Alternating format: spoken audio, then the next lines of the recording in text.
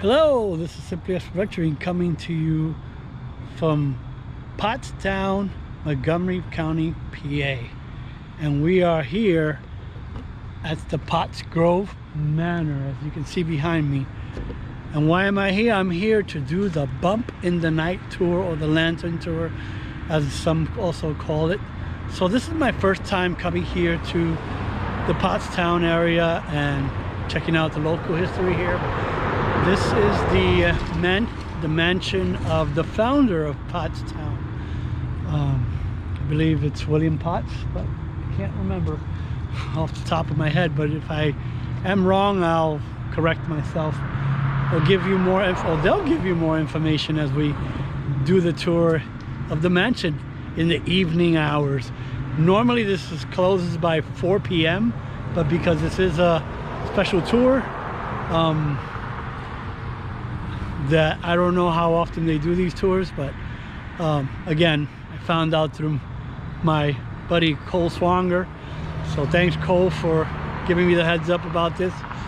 So without further ado, let's go check out the tour.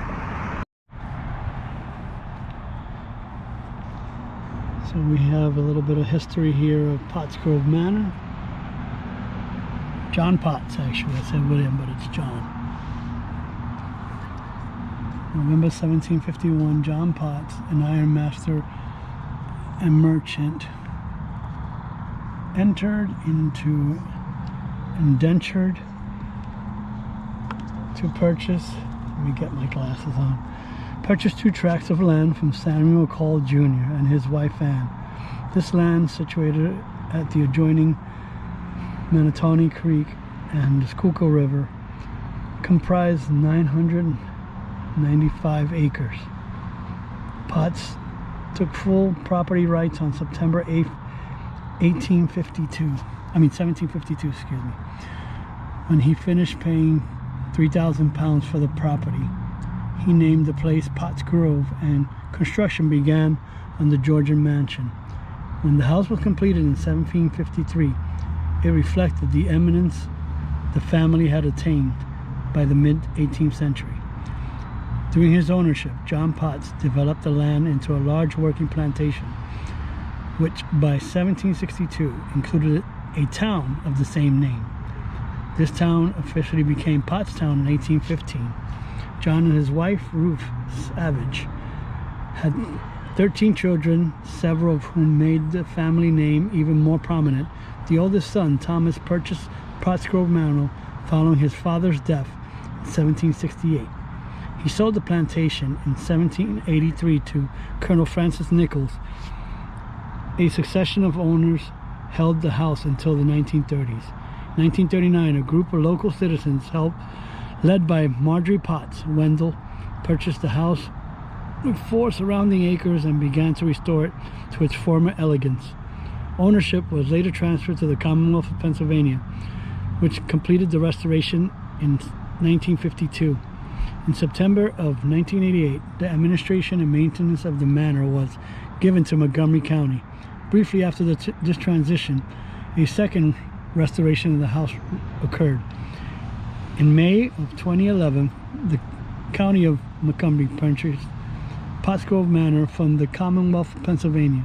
Has been carefully restored and furnished to recreate the lifestyle and times of John Potts, his family, servants, and slaves. Oh wow. So he was a slave owner too as well. So I don't know if you can my phone light ain't gonna be bright enough to show it to you, but there's the mansion right there, a nighttime view of it.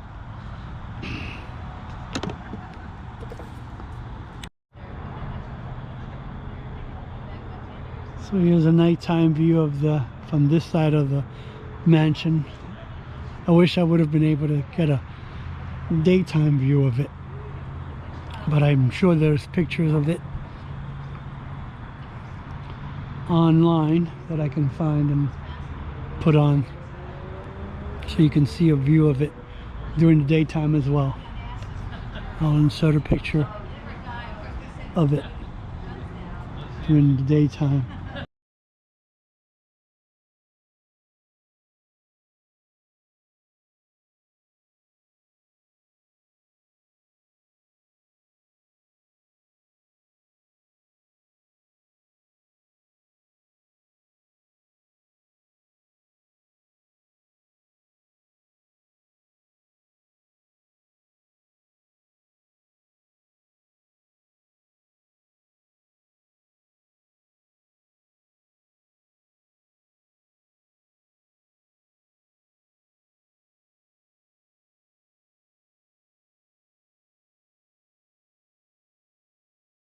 and we'll just go off. So you guys actually picked the perfect tour, in my opinion. Not only with me, but it's nice and dark. You're the darkest time, so you get the most ambiance, in my opinion.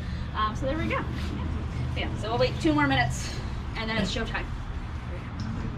But I can take questions though before we start. Any questions? So what was the manor? Was it somebody's house or was it an inn? It was somebody's house, but later in the 1800s, it was also a hotel. So both. Okay. Cool. Both. So yeah, it was the home of John Potts, founder of Pottstown. Oh. Yep. So Potts, lots of Potts. You'll just hear it a lot. So, yeah. Any other questions? When was it built? 1752. So even before the Revolution. Before the Revolution. Does he have anything to do with the one in Pottsville? No. Oh, he's a different Potts. Family. You Oh. would think there are many Pottses. Too many. Yet totally different Pottses. Technically, if you trace all the way back to like Germany, maybe. But no connection to our Potts. Okay. No question. What's that house over there? That is the miller's house. So here on site, there was a grist mill on property making flour, of course, rye, Right across barley, the wheat. street, yeah, maybe So you can whoever see it. ran the grist mill lived right there next to it. Unfortunately, the grist mill burnt down in the late 1800s. Oh, man. Yeah. Is there a creek around Yeah, Manatawny Creek goes about that way. It floods into the Schuylkill River. So they are using that water power for their mills. For sure. Yeah, good question. Any other questions? Yeah, how did he make his money? All right, perfect question. So it is 7:30. Might as well get started. So if you can't hear me, just come on closer. But yeah, so welcome again to Pottsgrove Manor, home of John Potts, built 1752. And here we are again doing Bump in the Night. So not only are we talking about the family, we're also talking about just general nighttime, spooky, scary, death, dying, everything. So we're here for the holiday season. But just as our general reminder, museum manners, I of course have to remind everyone, we have a nice old house with old stuff. We want to keep our old stuff safe. So no matter what, please do not touch. Everything is an artifact. We want to keep it nice and safe. They're 270 years old. We want to keep them for another 270 years. There are plenty of stairs. We have tried to light them as best as possible, but please watch your step. It is dark tonight again, so just be mindful, as well as your space around you. We're going to be a bit cramped. It is a big tour, so just try to be careful of everyone around you. And if you can't hear, just let me know. I'm going to try to be as loud as possible. And of course, you are welcome to take photographs, just please no flash. We just want to, again, make it as ambiance as possible. We want to make those candles look nice. So again, try not to use flash. If you ever need a seat, please let me know. But just, again, assume every chair is original. We're going to be standing for quite a bit. We're going to be walking quite a bit. So This is a half an hour tour? 45 minutes to an hour. Yeah, but just let me know, again, if you need to have a seat. We can try to get you where you need to be. Yeah. But again, home of John Potts. John Potts was an ironmaster in the 1700s. He had lots of iron forges, iron furnaces in the area. You might know of some. Today they're still named after those places: Colebrookdale, Pine Forge, Coventry, Warwick. What is today also Valley Forge was owned by the Potts family. He made lots and lots of money, and ultimately he got up there in politics. He was Justice of the Peace, was on the Court of Common Pleas, and was representative in the General Assembly for Philadelphia and Berks County. So he got quite up there, but he fortunately passes away 1768. You will learn about his death on this tour. And eventually it goes with the children. And we'll also talk about the children and their lives as well. Again, it was only in the Potts family for some time. In the 1800s, it became the Mill Park Hotel. So we'll talk about the Potts family. We'll talk about the hotel at the very end of the tour. So was one of his sons the one who's Washington's headquarters? Yes, Washington's headquarters is the Isaac Potts house. There you go. You already maybe been to a Potts site. There we go. All right. So, and again, just try again 45 minutes. If you have any questions, try to keep it to the end. But if it's a short little question like that, that's perfectly fine. But if it's very lengthy, just hold it, keep it in your back pocket. I'll answer at the end. So if everybody's ready, again, watch your step. There are some steps going around the side. We'll go to the front door and we'll go inside the house. You can follow me.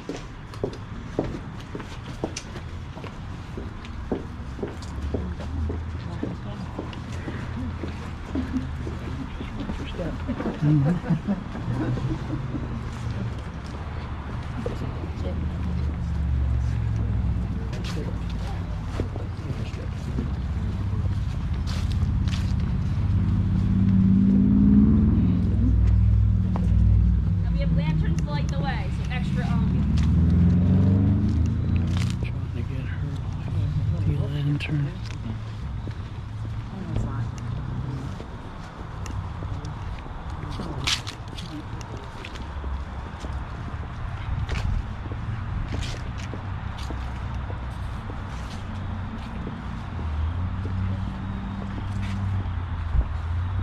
And watch your step. There are some stairs right here, so feel free to use the railing. And there's 2 more down below.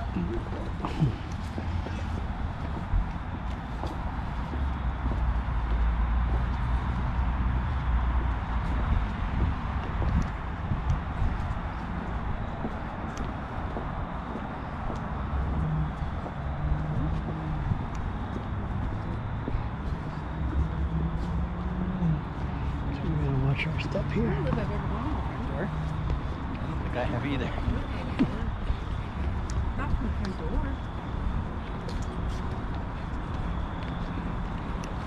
It looks like we're coming to the front door. And gather on around. Make sure everyone can see.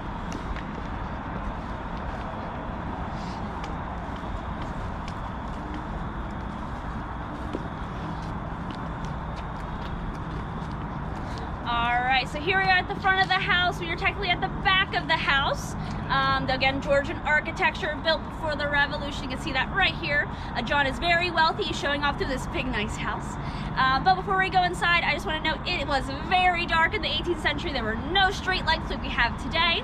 And down below, that road was in existence. Today it's High Street. Back then, it was called the Great Road. It connected the cities of Reading to Philadelphia. So it was still not as populated, but still crime was very evident on these very dangerous roads. So you really, at the end of the night, want to come back into your house, lock the doors, close the windows, close the shutters, because you never know what could happen in the middle of the night. Thieves are at large, as you might know, like a thief in the night. So they're really going to try to take care of their home. And I mean, many people are passing by. Who's to say might come down on what is today High Street. I have this really cool skeleton key, so we're gonna unlock our door. So if you want to come look, you're welcome to. But just again, be careful. We have some steps up.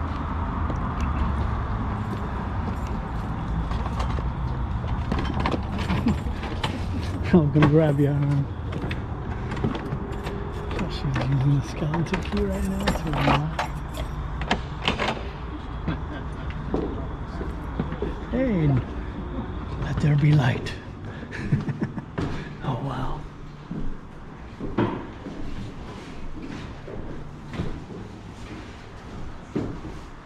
Yeah, come on in. I know. Our modern light bulbs are here.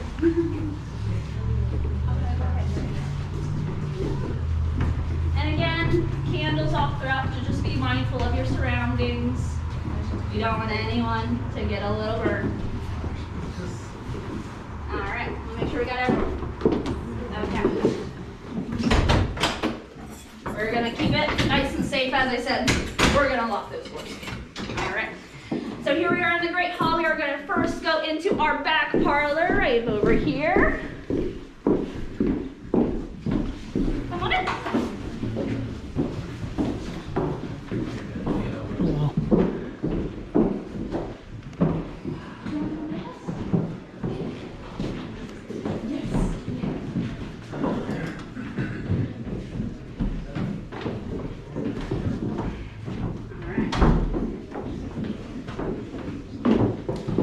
Keep on funneling in. We're all friends today. And if anyone needs to have a seat, that window is perfectly fine.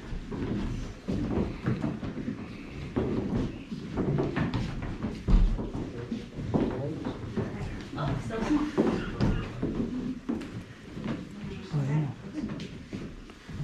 Last one's in. Okay. So again, welcome to the back parlor. Parlors are multifunctional. It's your living room, your dining room, your office, your study, all in one. But here we're really seeing just how dark it gets in the 18th century. So today we have our modern light bulbs, but back then there was no electricity. You're relying on flame, on fire to light your way in the middle of the night. So we're gonna get, again, a really nice ambiance here. We're gonna see just how dark it would get without any candles. So we're gonna see if we can turn them off. Oh, don't mind. So there we go. All right. So it gets quite dark. As I mentioned, we are closing those shutters, closing everything as much as possible. We're going to keep nice and safe. Locking up at the end of the day is just very typical. But also, it gets quite cold, as you kind of felt in this nighttime. Already, it's getting down there to the 40s even. So you close those shutters to keep that heat in. Even with the fireplace going, it's still only 50 to 55 degrees within your home. So you really shut those shutters and you're gonna keep nice and toasty. And honestly, candles, they are bright, but they're only, if you count brightness, it's lumens, they're only 12 lumens. Our modern light bulb is over 800 lumens. So in order to have the same brightness, you need 63 candles in a single room. That's not feasible in the 18th century, so it just generally is slightly darker. So there we go. And yeah, so that's about it for this room. We're gonna next head into the front parlor. Just to warn you, we're gonna see something you might be a little scared. I know, it takes some of that, right?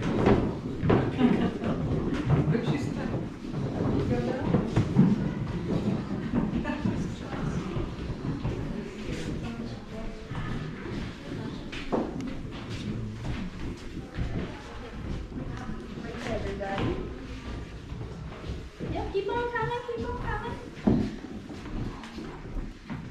All right, we're gonna see if we can go inside.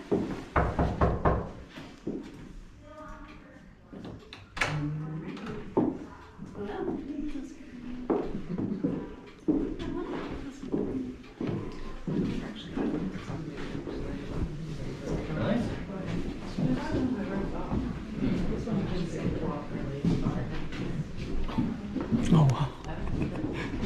Sitting there in the corner. Keep on coming. Oh wow. Well, keep coming to the side, you're welcome to. Oh, cool.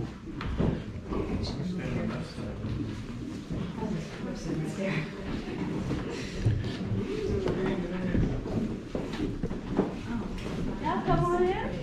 Again, if anyone wants to have a seat, the windows are fine. All right. I got the opportunity.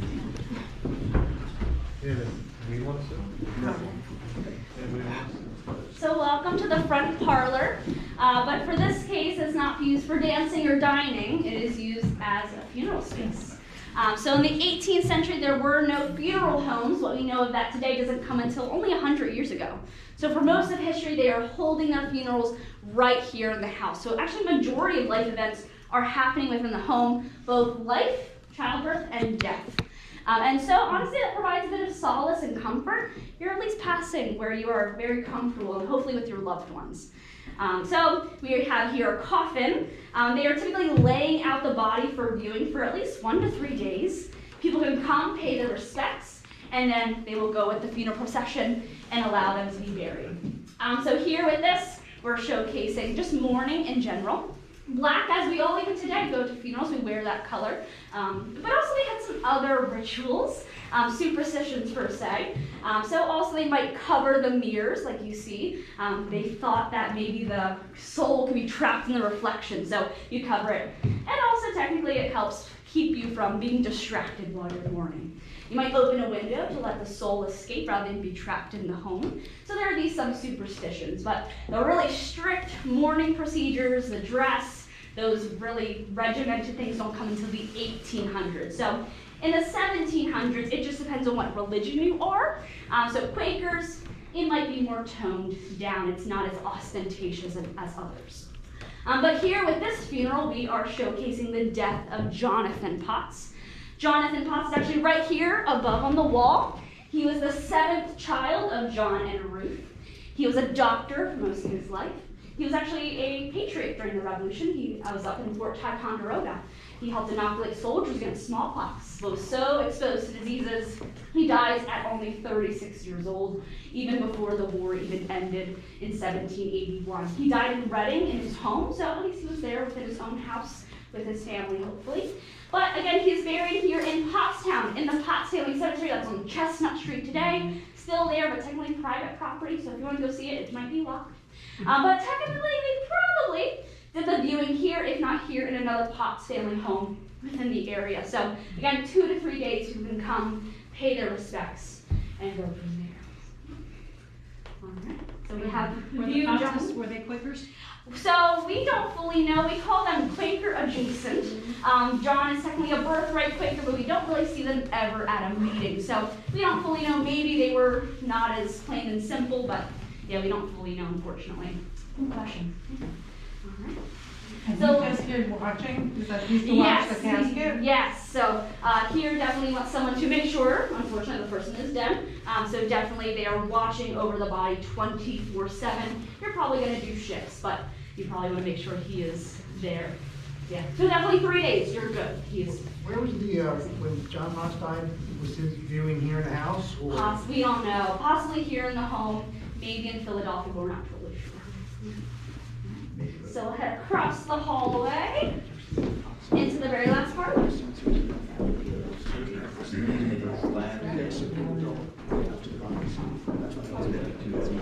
yes, we need to go. And you put the slabs on top, and there's some in that circle. Make sure you stay still. You're on it.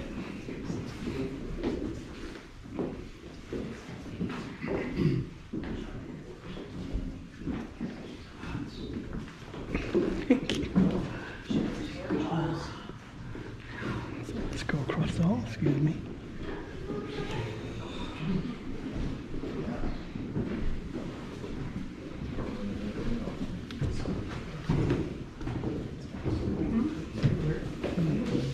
You're going to be very comfortable as I said. All right. So here we are in the last parlor. We have again showcasing for funerals. So again, 2 to 3 days. You're definitely going to be here together with your family. It might be the only time that you see your family until, say, another major life event or a holiday. And so that again gives you some solace. You can really rely on others when you are mourning. You have family to help provide for you and support you during this really tough time.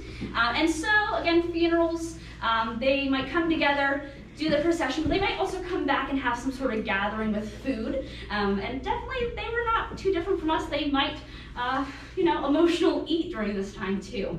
And so we are showcasing on the tables some funeral cakes or funeral biscuits. They're typically made of shortbread or gingerbread. And definitely there are these practices or rituals once again in the 18th century.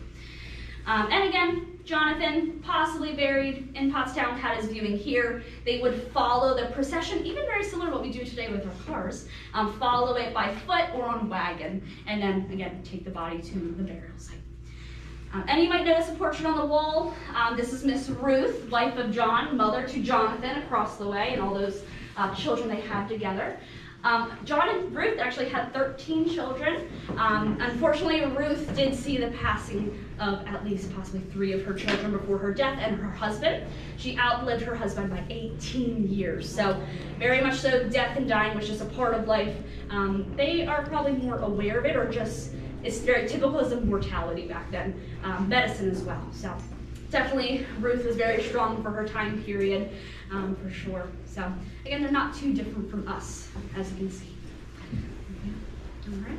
So we're gonna next with, again, food. Someone has to make that funeral cakes or biscuits. So we're gonna next head to the kitchen. This is the family side. We're gonna next head to the servant side of the home.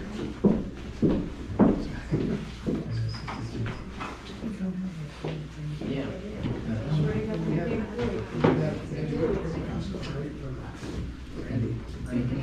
Yeah.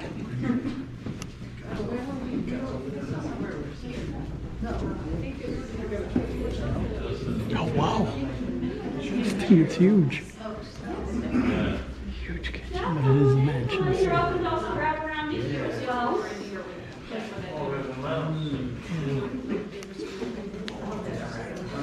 Spread. Yeah, come on in, come on in. I'll make sure everyone can see. Yeah, exactly. Cheese. All right.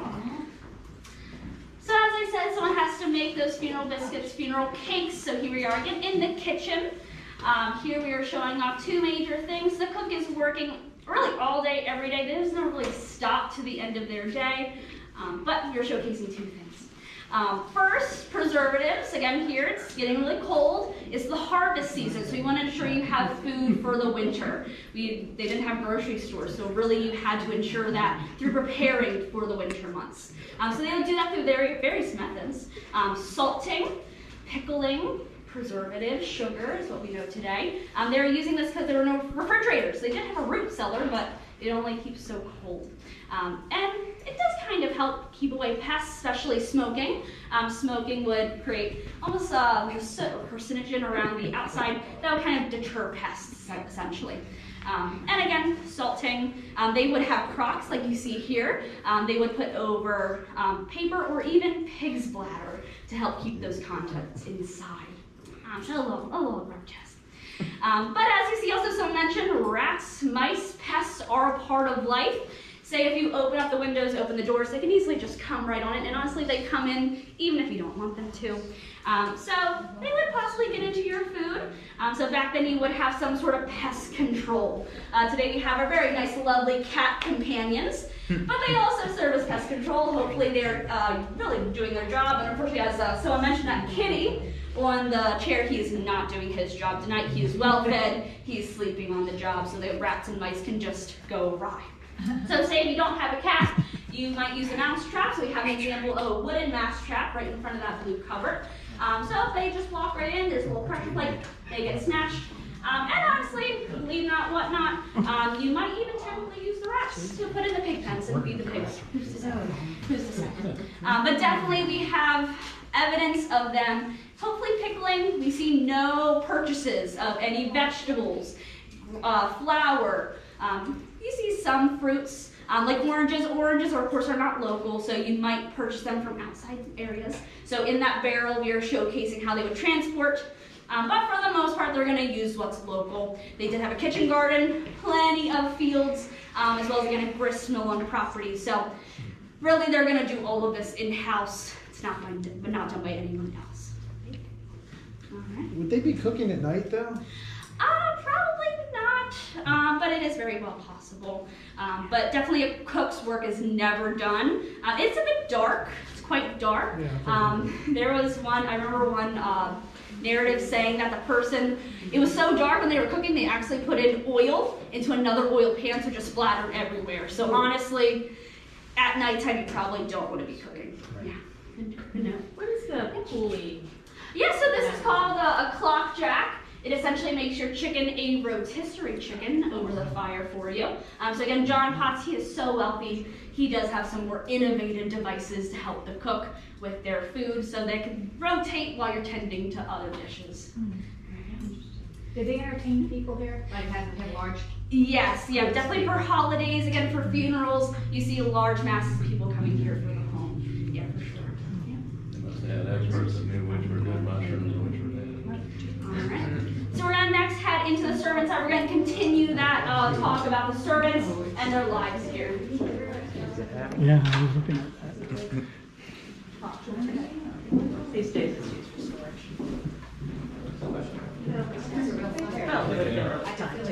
Do you know the pouring thing? Is it like oil?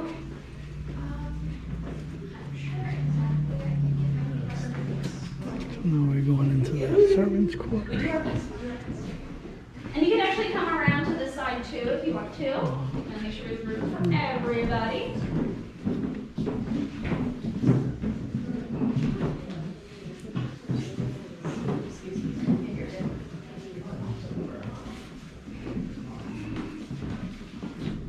Yeah, keep them coming in.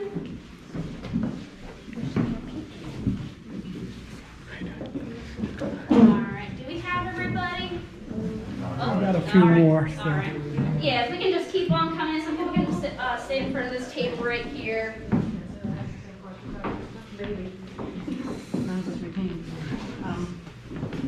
We had like started with like advertising. All right.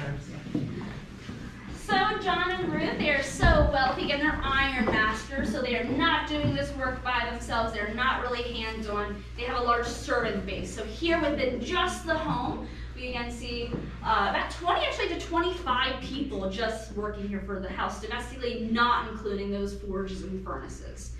We see that broken up into the various types of servants. We see just regular paid people. They come in, do the work, and they go back home.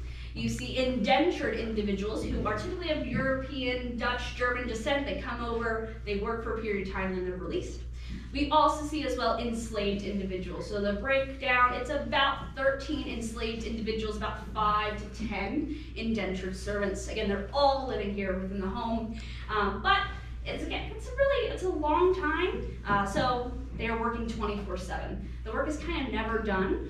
So one person might end their day, like you see with this gentleman here, he is finishing his day, while another person, like this lady, she is just continuing her day. So we also see the various domestic tasks being done in the nighttime. It's just a bit easier. They can do their work during the day and then maybe relax, sew, mend, weave when they are back here in the house.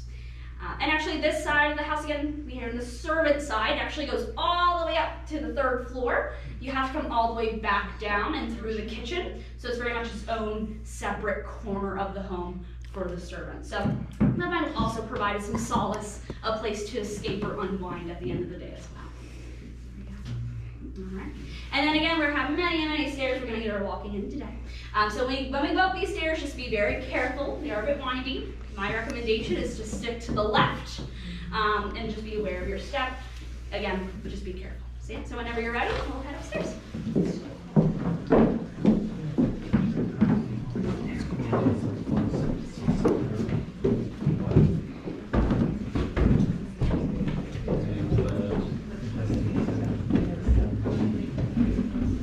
Didn't even see you there.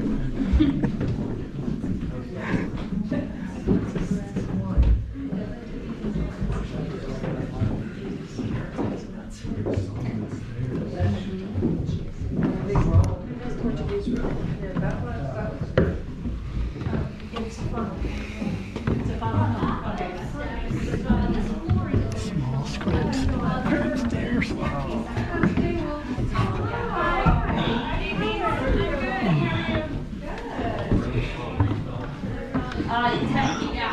Yeah, you can tell he was a wealthy man. Very wealthy, for sure. And it is a myth, while we're waiting for some folks, people were not shorter back then. They're the same height as us. I like to tell people, maybe an inch, our diets help only the slightest, but they are relatively the same size. They're not shorter. Yeah, keep on coming. I don't bite, I swear. Unlike the rats downstairs.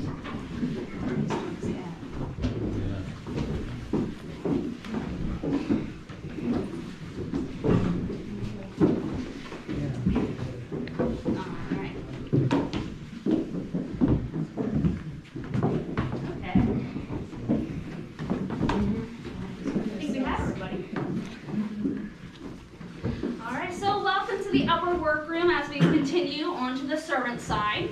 Looking around within this room, there's no fireplace. So really, how they light their way in the nighttime. So if you look by me, right above this table, we see an exposed piece of plaster. That's the original plaster from the time period. And it shows soot marks. So the servants here are using their candles right up against that chair rail, lighting the way across that plaster to make it brighter, because if you have it right next to you, that's not fully taking advantage of that candle. And candles, they're most likely made here in-house. We never see them purchasing from a chandler. So in reality, we see them buying just tons and tons of wax or whale blubber. Essentially, their servants are making the candles for them. So of course, you all have to start from the wax. Here we have some bayberry wax. We have different tiers of wax even. So the highest tiers are your whale blubber, your bayberry candles. Those are really going to be used for your big gathering events. The second level is your beeswax, which is probably just the everyday usage for the family. And then the lowest are tallow, rendered animal fat. So probably here at the servant side, they're using the animal fat, not that nice bayberry or blubber. So you'll start with this big block. You have to melt it down, of course. You could either use various methods to make your candle, but you always need your wick or your string. So the first method is of dipping. It's gonna take a long time. You have to build that wax over and over. Here they're probably not dipping, that takes too long. They're gonna be using their molds. So we do have some various candle molds, as you see here. Just put in the wick, pour in the wax, wait for it to cool. There you go, you have some candles. And technically, if you do some math, 20 servants, say that they're all using 1 candle a day, that's approximately 7,000 candles within a year. And that's only one. Imagine they're using multiple. And again, very wealthy household, they're probably gonna light all those rooms. So they're definitely using lots of candles. And they want to keep them candles safe. You're gonna put them in a nice candle box like you see here on the table. Because again, pests, they wanna eat on everything, especially those tallow candles, the animal fat, so keep it nice and safe in the box. And they again would do this work here in this room. We see probably the more domestic tasks, sewing, mending, weaving. We have a tape loom right there, making tape. So that's setting the ties on your apron. And so the servants would have to do this work even in the wee hours of night. We see, honestly, they're not clocking off like we have today. They're working 24/7. So, there we go. All right. So we're gonna slowly next head to the servants' quarters, and we're gonna continue that servant side all the way up to the 3rd floor. Again, watch your step, please, and just be mindful of our surroundings. So we'll go first. Sorry. Actually, go ahead. I'll be right behind you. Thank you. Gail?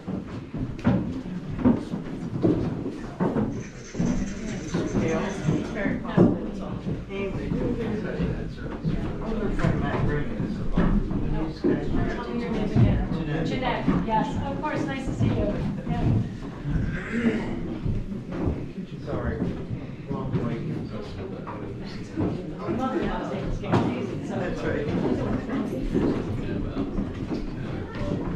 Did you say, did I see you recently in Lance, we saw your flag? Said you had said that to me.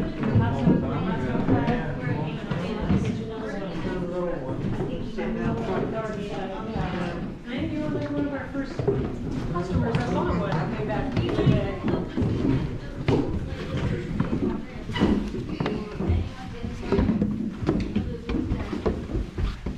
Yeah, unfortunately, Jonathan Potts, he died. He was no doctor.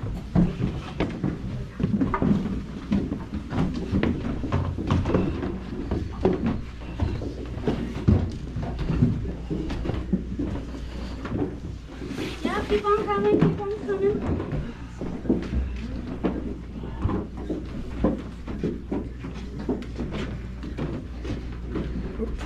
Sorry. All right. So again, welcome to the tippy top of the house, 3rd floor. We are in the servants' quarters. Technically, this room and the adjoining are where possibly all 20 to 25 servants are living together amongst themselves. So when you go home tonight, please be thankful for your privacy. Back then, you definitely are sleeping next to your coworker. There is only one fireplace for the 2 rooms, so this one's probably the better one, has the fireplace. But still, you're gonna wanna keep in that body heat. So get nice and friendly with your coworker, essentially. You're packing multiple people to a bed, if not in a bed roll. And here within these servant quarters, again, not a lot of privacy. Imagine getting ready and unready in front of other people. Disease spreads easily within these small confined spaces. But we don't know if there's a hierarchy. Maybe they sort of disperse people into various rooms. We don't fully know that hierarchy, but it's very well possible. But still, this space, the servant quarters, could be a space to unwind at the end of the day. Maybe they're indulging in those cultures they're not allowed to in front of the family, and they're not having someone just peer over their shoulder all the time. So maybe this is a place to unwind and relax. And we possibly know they maybe had families, so who's there having family time within this space with people rather than just working. But still, they possibly could work. We see evidence of some folks possibly working at the end of the day, doing their own work with the kitchen garden, again, sewing, mending, shining shoes. So it's very well possible. But on that table, if you pass by or if you want to look at it at the very end, we have various indulging items. So we have a whirligig, or we have some pipes, smoking is of course, and then jacks and knuckle bones. So these are various activities they can do to unwind, kind of just relax at the end of the day, indulge in those sort of fun items. And then lastly, we have some coins found within the floorboards. And so these were original. Maybe they put them there on purpose for a rainy day, or maybe they were just accidentally dropped, we don't know. But for sure we do see them at least having some sort of money, whether it be their own work or possibly John Potts gifting them, say, on Boxing Day for having these. But yeah, they were found here. We don't know how, but they were here. So there we go. All right. And I know it's a bit cramped, so in the next 2 rooms, it's just going to be pass-through rooms because they are getting quite small. So we're going to go through further servants' quarters. And then not this doorway, but the next doorway would have been a wall. That's the servant side. Over the next room is the family side. So it would have been very much, again, separate. You have to go back throughout the entire house. On the blue wall, there'll be various panels. You're welcome to take a look at them. Or again, we're passing through. If you want to take a photo, you're more than welcome to. But we're just talking about, again, working all throughout the night, whether it be at a forge or a furnace, keeping that heat all day. It just can't shut it off. You have to have that heat going to melt the iron. Again, servants. Some people did run away. We do have evidence of indentured and enslaved individuals running away. John Potts put a runaway ad out, so you can look at those primary sources. And in the very end, again, women's work, it's never done, honestly. Women are definitely working and those wee hours of night to do so. Again, sewing, mending, and weaving. So again, if you want to take a picture, we'll just pass through and then we'll go to the steps. Yeah. All right. Sorry. Yeah, you guys are welcome to go ahead. So this is the pig's knuckles. Okay. So would they have been using chamber pots or like a way down to the outhouse? A long way down, am I right? They do have chamber pots. Yeah. And also, ladies, they're also doing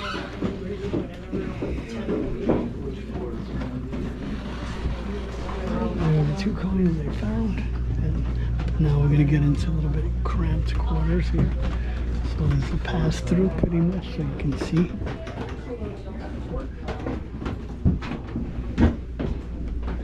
Wonder if someone reading a Bible or not. Nope.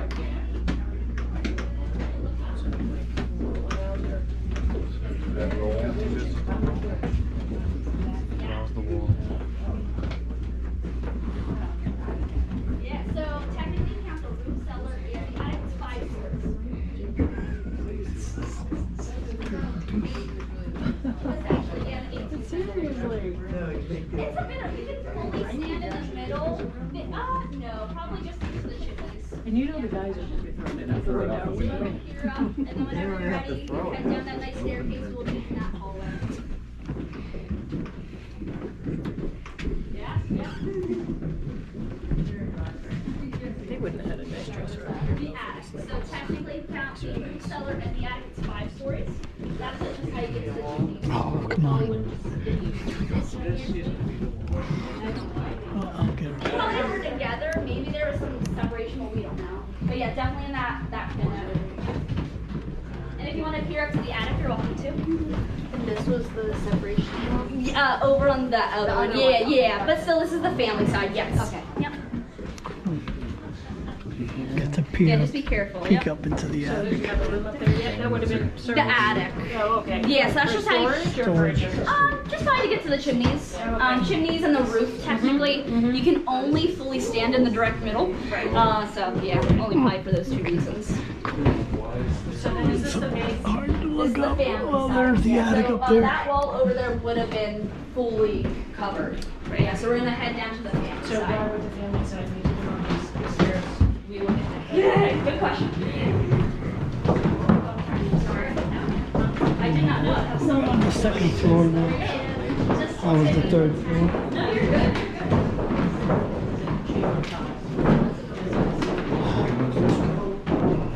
Cover to the right. Thank you. Go right in. She'll be right there shortly.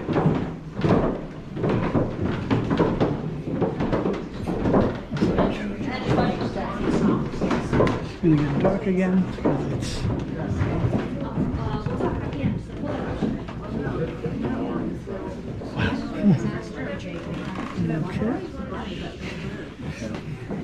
Wow.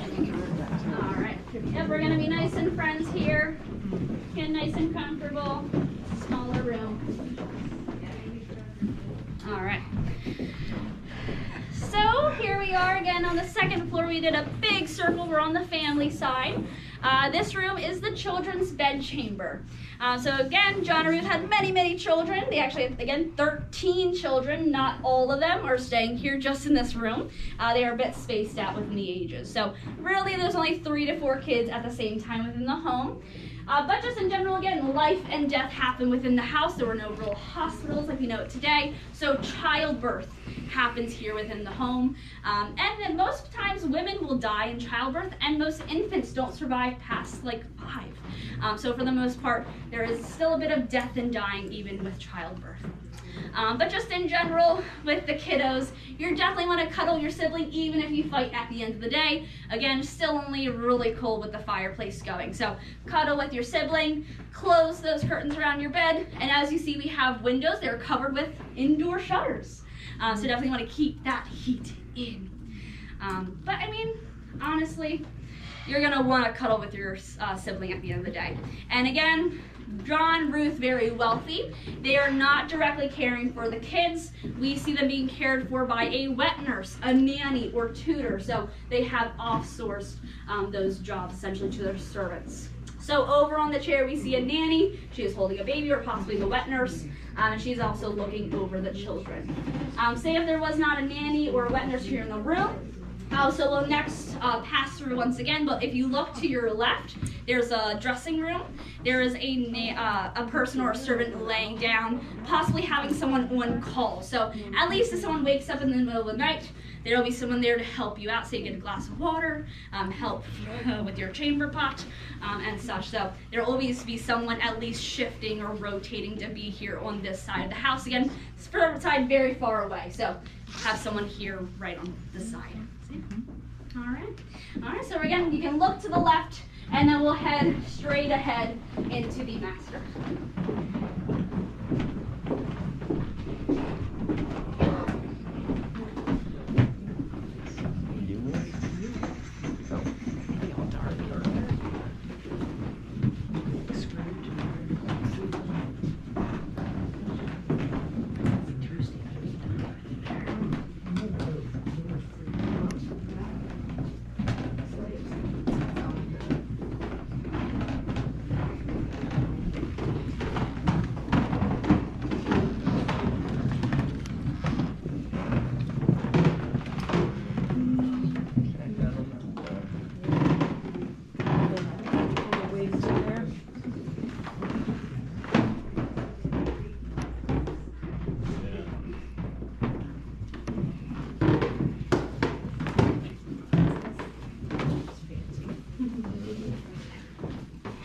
Keep on coming in.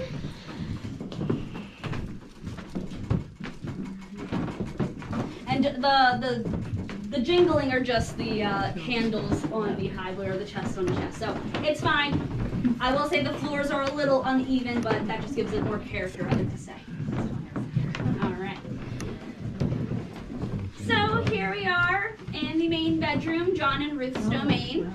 We are, of course, depicting, as you see, the death of John Potts. So downstairs we saw Jonathan, one of the sons, but we're going back to the father, the first owner of the home.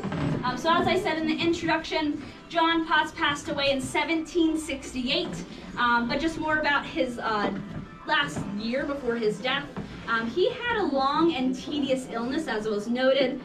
He died probably of a respiratory illness or a lung of some sort. And we do see records of actually Jonathan, the doctor within the family, helping provide medicine and medical procedures for his own father.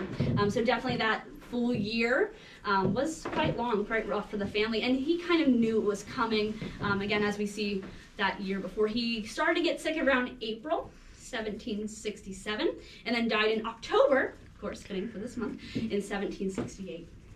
And as we're showcasing medicine, not at all like we know it today. They had no idea of germs. They knew of various methods or ideologies where you know maybe humors, maybe heard of that before, balancing those humors, but just in general trying to regulate those body functions, whether it be puking, purging, bloodletting, leeches.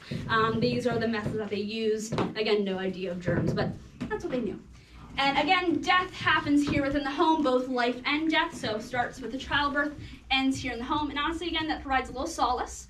And so possibly, hopefully, John was here in home with his family surrounding him. But on the chest, we have various instruments that they could use, again, for those medical practices or procedures. So just a few.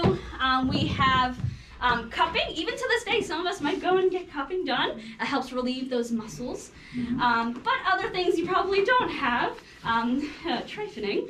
So essentially, they would drill a hole within the skull to offset brain swelling, essentially. So quite grotesque, but even again still possibly used to this day.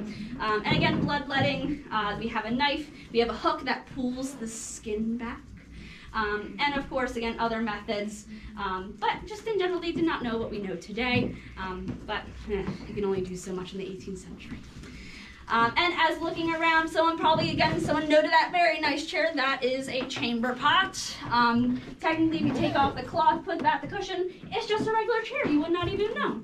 So definitely here, you want to have that chamber pot nice and ready, especially if they are going through some sort of illness. Again, you would not even know. And there's a standing wash tub. We have also those being used for washing. So when a person has passed away, they are definitely washing the body of the corpse for ensuring before they are put into a coffin. So again, cleansing the body at least. And hopefully, again, someone's here with him at all times. So we have a daybed, chaise lounge. So at least, again, hopefully he's with his family before he passed away. As I noted, John Potts, the Potts are buried on Chestnut Street. Again, it's private property. It's probably locked. But if you want to, you're more than welcome to go see them even to this day. So yeah. All right. What's the skull in? What's the what? What's the skull in? Yeah, so that's, if you want to look at it, just be careful. It's showcasing the hole within the skull that you do for the trifling. Oh. Sorry, trepanning. Trepanning. Any other questions? All right. So we're going to next head down the staircase, and then we'll just meet quickly, and then we'll end the tour. So there we go. You can follow me.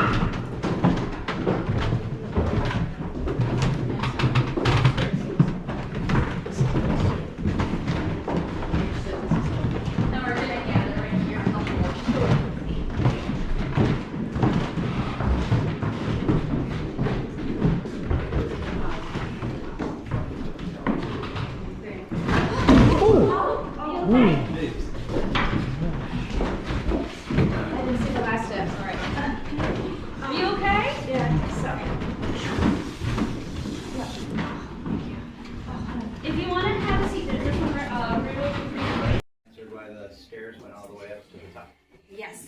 So those were the attic. That's how you get access to the chimneys or the roof.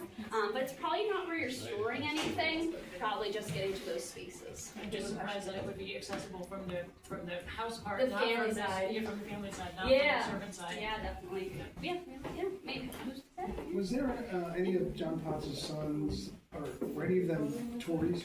Like, Oh yeah, loyalists or well, no. Were any of after them, the revolution. yeah, were any of them not I don't- non-patriots? Not that. We do have loyalists within the family during the revolution. That's John Jr. But I'm not aware. I could be wrong.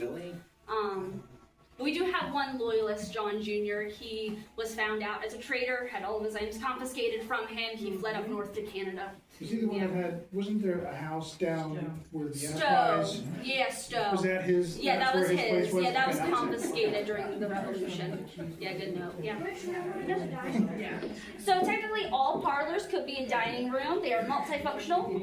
So technically, if you want to move those tables, you can have dining within one of those big parlors. That's a very good question. Probably not. maybe the cook, maybe the servants, but definitely the family are within those family side spaces. Very good question.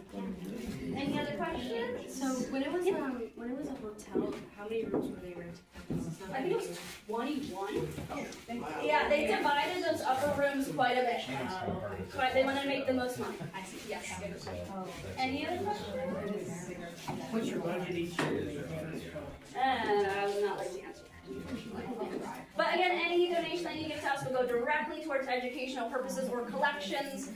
So, of course, we are under the county, but we have to help keep those artifacts nice and safe. So, again, anything you give us today will go directly towards education or collections.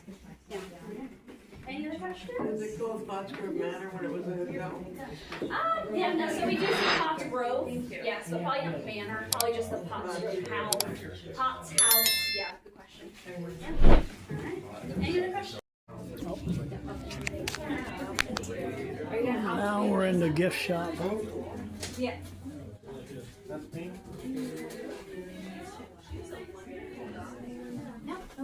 Hey, perfect. That's what I wanted to get. Oh, I don't know which one I want. Do I want the big one or do I want the smaller one? Maybe. If I can get it. So I always get a magnet anytime they have one anywhere I go. Oh, cool. They got stuff about the Warwick furnace. John Potts, John Potts actually owned the Warwick furnace. Thomas Rudder the First, Thomas Potts. So a little bit more about the iron industry as well. Pretty cool.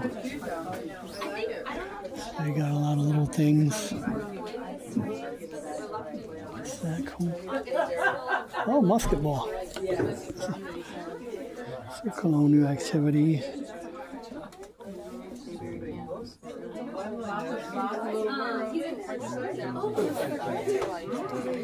So a lot of these are the colonial style games that the kids would have played, or even the servants and stuff like that would have actually.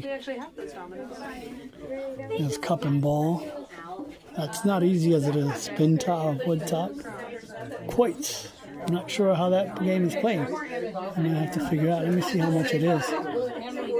Oh, $10.50. Pewter jacks. So, colonial map of Philadelphia.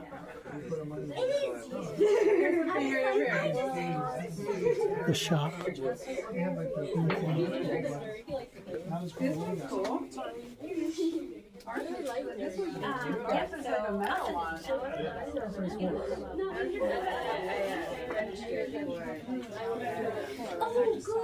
Have other stuff. Colonial libation station.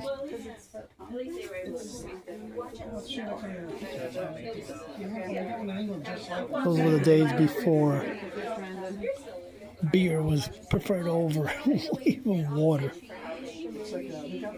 Was more healthier for you. Tuesday through Sundays. Sundays our hours are a little bit before, but just come shop. You got the magnet too, I see. I collect them too when I go to the different places too. Yeah, I got the hotel. Oh. Oh, cool. I didn't even notice that that was the hotel. You see? Maybe. The seasonal stick. Maybe this used to be the front. I might have to get the other one too then.